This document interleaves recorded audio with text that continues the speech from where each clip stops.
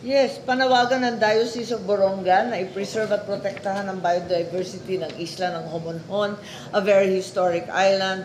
At si Governor naman, di siya kontra sa mining sa isla. Sa halip, gusto niya maging responsible mga minero, makakatulong sa ekonomiya ng isla. Ano ang dapat gawin? Ang isang masamang aspekto talaga ng minahan, yung permanenteng sinisira ang kalikasan at nawawalan ng tirahan ng mga biodiversity, itong mga hayop at nasisira yung mga halaman. Ang yaman tubig ay nakokontamina, hangin dumudumi, at ang ating dapat gawin talagang una, pagsusuri ng environmental impact.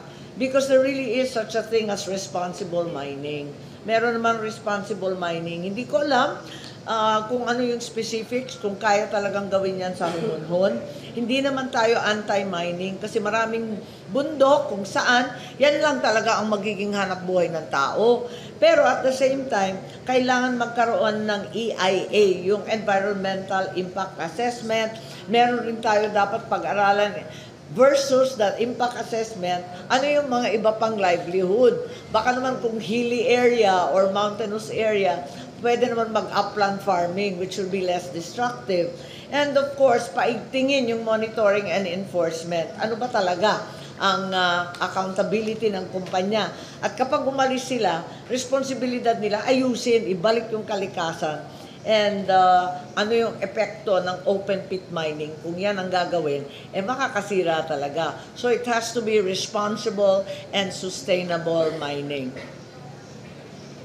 I'm not sure if that's possible in Homonhon Island. I don't have the details of the development, nor am I privy to the corporate responsibility of the private company that intends to undertake it. I don't know. Maybe you can tell me more, and then we can decide. Madam, at some point, you're still planning to investigate kung nangyayari na sa Homonhon kasi sabi nga dito, dapat maging responsible tayo. Pero feeling ko lang hindi na ano yan, parang hindi. Mahina talaga tayo sa enforcement. That's the truth. So perhaps we can also encourage the Committee on the Environment to have a look at it, or at the same time, ngayon pa lang, we can ask the Department of Environment and Natural Resources to have a look kasi there should be EIAs, there should be all kinds of remedial measures to repair whatever damage has been done. And they must replace the biodiversity in some manner.